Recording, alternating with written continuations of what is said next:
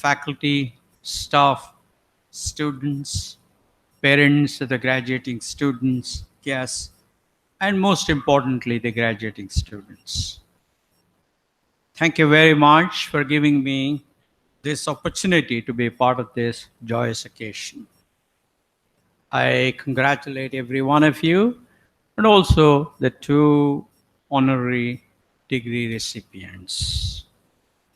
I am particularly honored to be with Professor Jayant Vishnu Nalikar on the dais.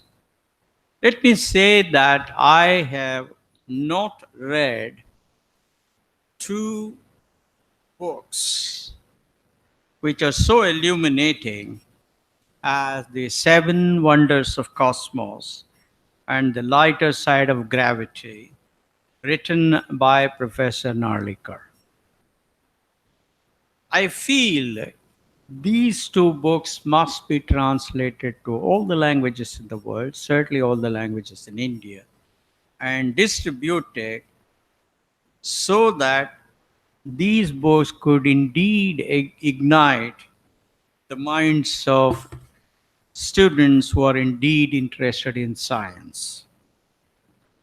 I'm honored to be among the future scientists of India who will lead the way for India to solve the problems of education, healthcare, water, energy, defense, governance, nutrition, clean air, global warming, urban traffic congestion, and better quality of living for every Indian. That is, the urban and the rural, the educated and the not so well educated, the rich and the poor, and the powerful and the weak. As you walk out of the hallowed doors of this institute, you enter a world where opportunities are limitless, challenges are endless, and every day the test of what you have learned here.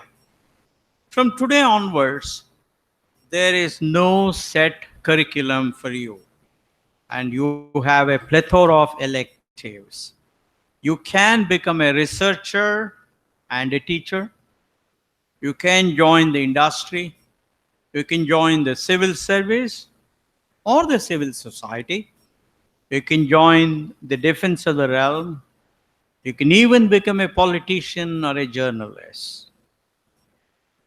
No matter what career you choose, you certainly need to have some attributes, as Professor Derek Bok, a former president of Harvard University, once said, and that is the ability to foster curiosity in exploring the unexpected and the unfamiliar, open mindedness in entertaining opposite points of view, tolerance for the ambiguity, and that surrounds so many important issues today, and a willingness to make the best of decisions one can in the face of uncertainty and doubt.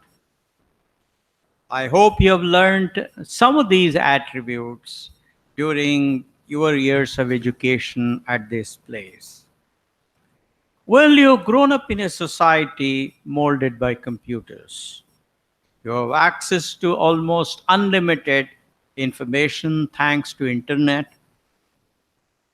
You have access to smartphones, digital cameras, e-commerce, free email, free telephone calls, free video calls, ATMs, Google Maps, drones, private space rocket planes, HIV and cancer drugs, personal robots, space stations, remote surgery, electric and autonomous cars, e-commerce, virtual reality, 4K TVs, electronic books, seedless watermelons, MP3 and video players, virtual reality, and you've even seen Mars landings. These are all realities for you in your daily life. Coming to research staff, let me remind you of some of the most astounding achievements of science and mathematics in the recent years, right in front of your nose. Einstein had postulated the theory of space time as part of the general theory of relativity in 1915. Around 100 years later, the LIGO, that's the Laser Interferometer Gravitational Wave Observatory experiment proved the existence of gravitational waves. A 40-year-long scientific research and engineering project involving the construction of the Large Hadron Collider confirmed the existence of Higgs boson, a crucial particle in the standard model of particle physics. Andrew Wiles proved Fermat's loss theorem. Astronomers have provided a pretty good estimate that there are over 2 trillion galaxies, that our own galaxy, the Milky Way, has over 200 billion stars, one of which is our own sun, and that the nearest star to our sun, Proxima Centauri, is at a distance of 9.5 trillion kilometers or 4.3 light years from us. The human genome has been sequenced, opening up a huge potential for personalized drugs. What is science and what is engineering?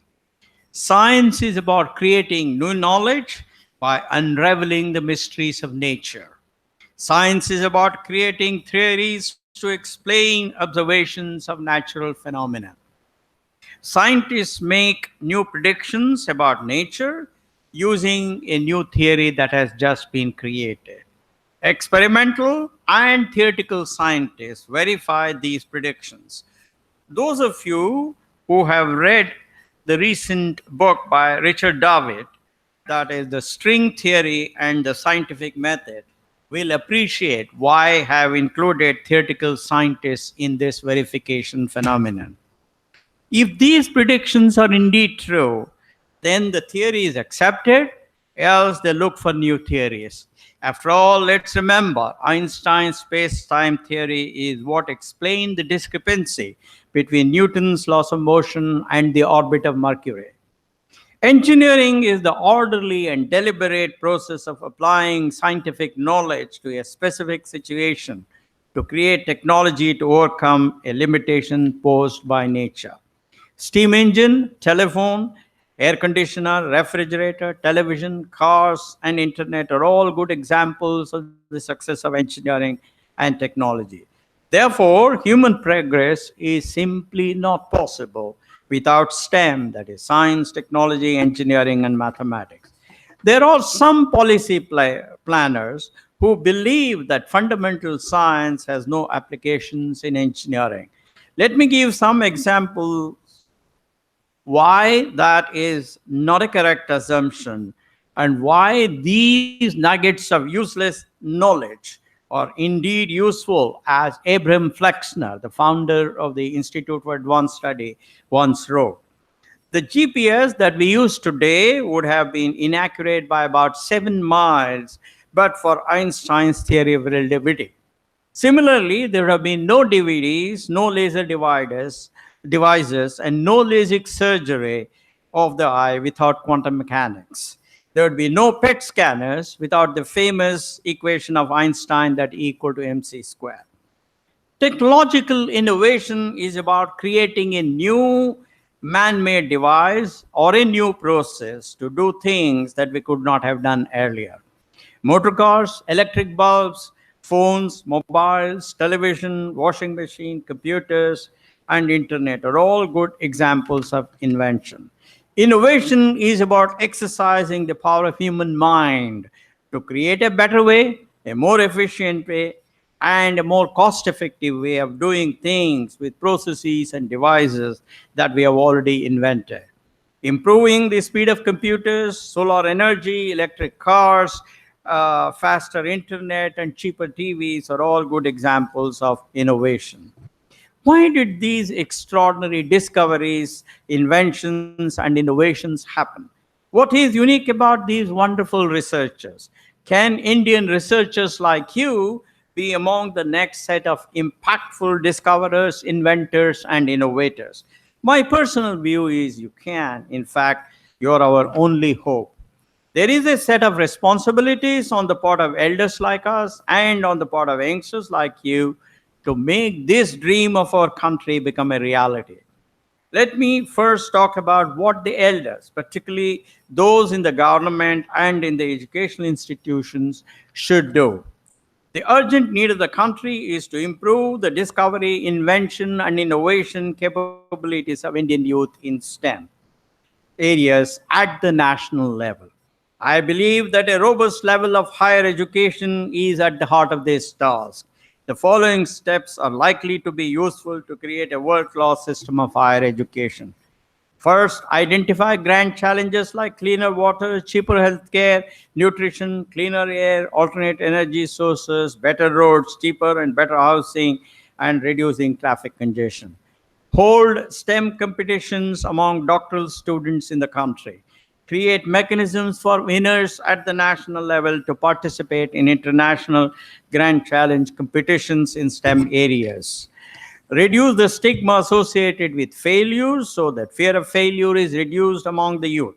Increase interactions between STEM students and academicians of our country with those from countries that have done better than us.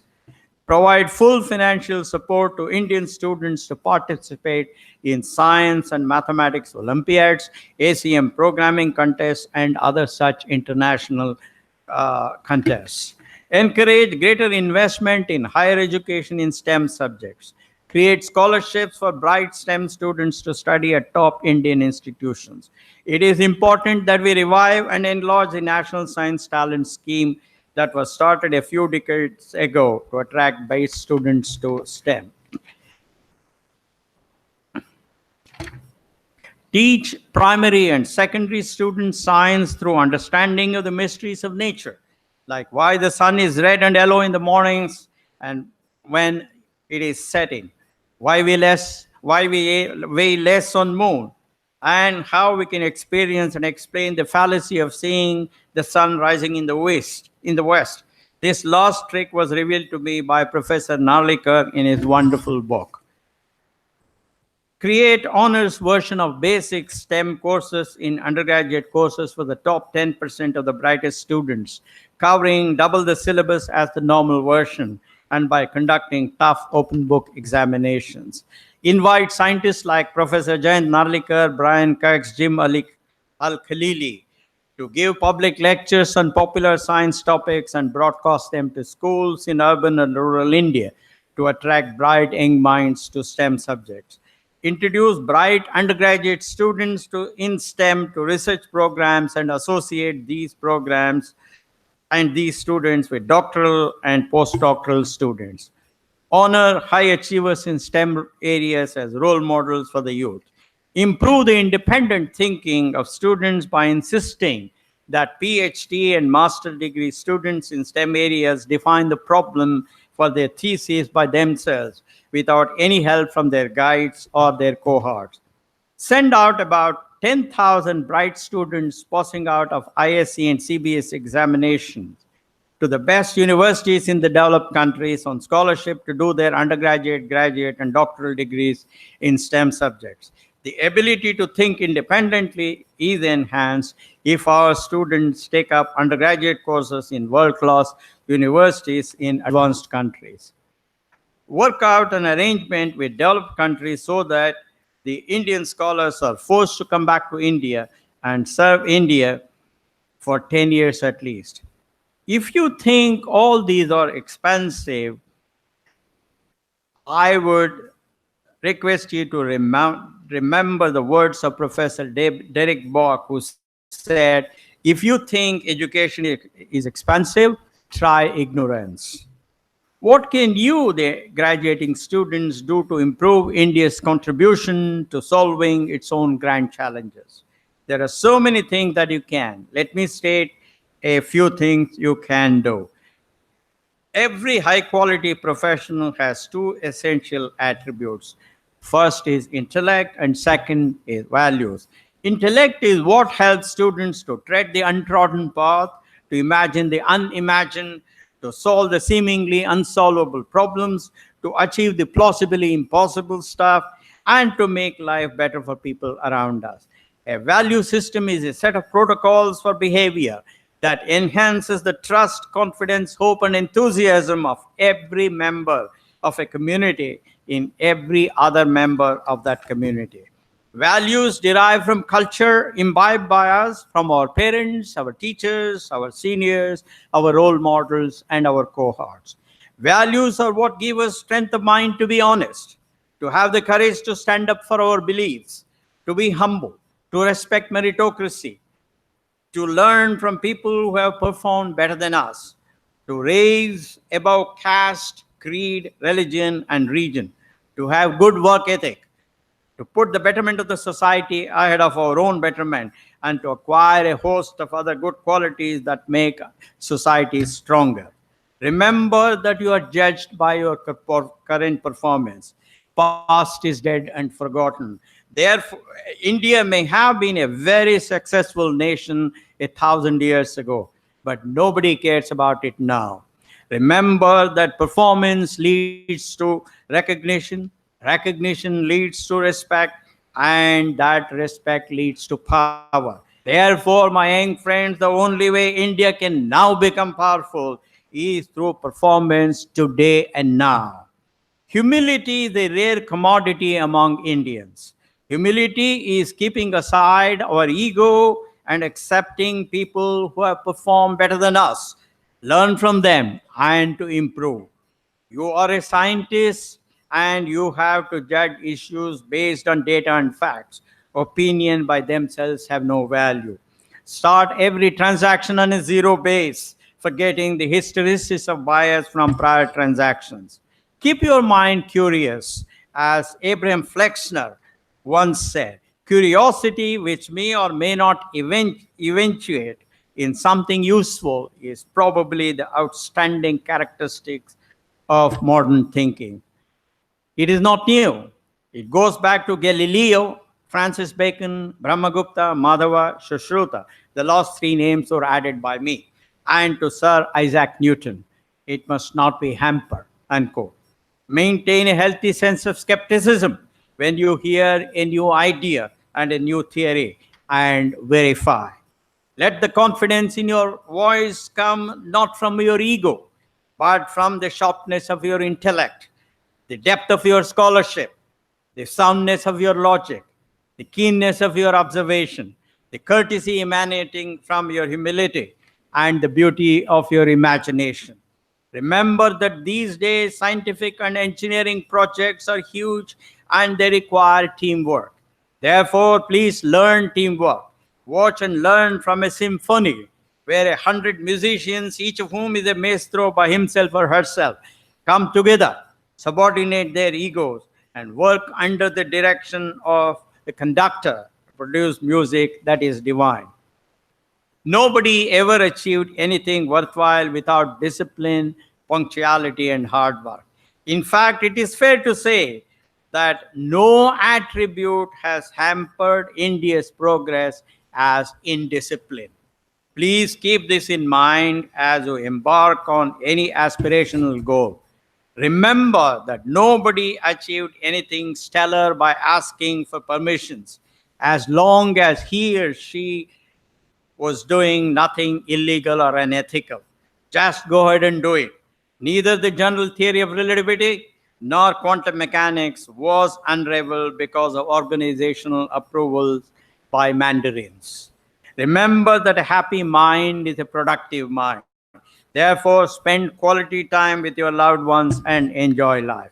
Some of you will inevitably go abroad and settle down there. There is absolutely nothing wrong in it. However, you have two important duties when you are the citizen or the permanent resident of another country. One, conduct yourself as a model citizen or resident of that society so that you enhance respect for India in every one of your actions. Second, remember that a poor country like India has given you this valuable education. Please add value to this institution and to this country in whatever way you can. Thank you very much.